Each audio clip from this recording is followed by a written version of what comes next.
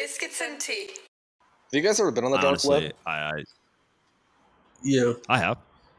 What is it? I've never done Have it you before. not? No. What is it? What is it like? Oh, wow. it really just opens you up to different websites that you can't find on. That's it.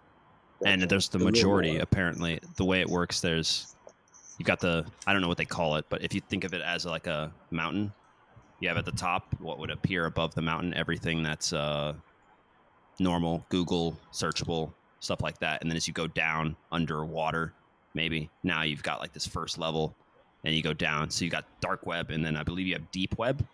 Mm-hmm. I believe it's like that. So there's just this scaling down of things that you can't normally get. So you have to get on a complete separate browser. You can't use Chrome or Google. You have to use. You need a VPN, and you need something called Tor. Gotcha. Or there's other ways, but yeah. It's, I don't know. I mean, you remember that entire case, dude, where the Silk Road, that dude that was selling drugs entirely on the dark web. You remember that? What happened to him? He had some absurd amount of money that he made from that. This dude made so much money. You know what happened to him? He actually got caught, but not because of the things that were going on, not online. Like they didn't. Like the FBI or the CIA tried to make it look like we can find anybody who's on the dark web. No, they can't. They literally couldn't figure it out. It was good, like old-fashioned police work. They like had to find other ways of getting it because they could not trace it. It was this young dude, and he's in jail, and they made an example of this dude. Like he's in, I don't know if he's in for life, but he's in for a long time. He has to be in for life. The way the U.S. deals with drug trafficking, there's no way that he's not in for life. Yeah, he's in trouble. I don't know, Silk Road kid.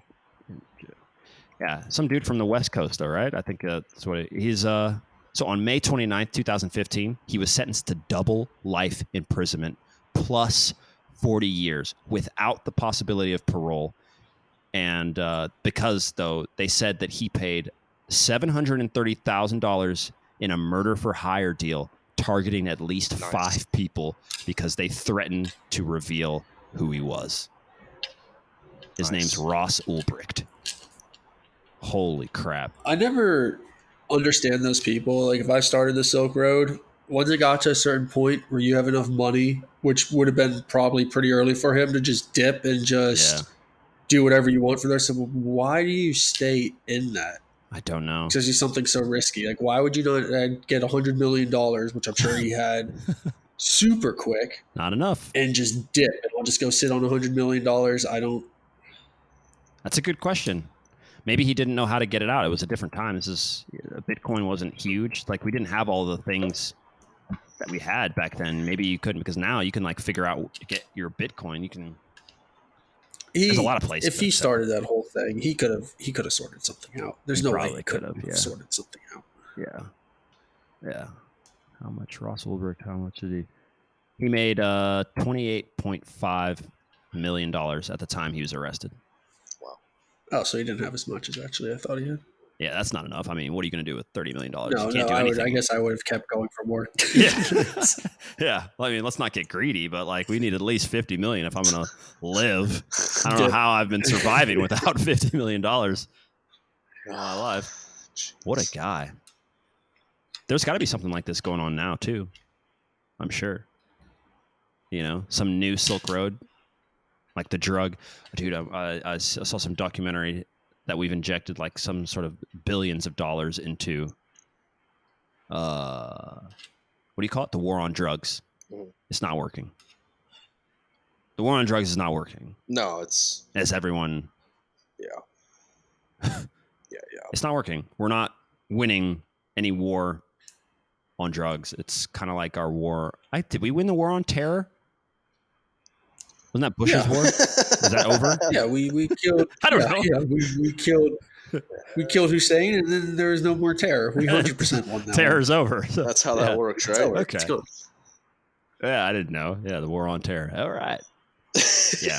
Now, what's the next thing? Bonus. We even got a bonus one with Gaddafi. We actually won like twice. It's like we won, and then they came back like, "Hey, can we get a rematch?" And we won again, and it's over.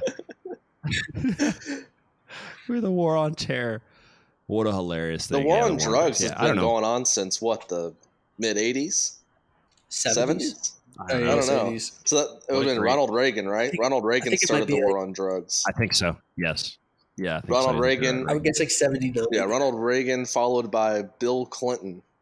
And people don't realize how much Bill Clinton screwed over the African American community with some of the freaking laws that they put in place on crack. Dude, it doesn't matter. He could, yeah, but do you see him play the saxophone?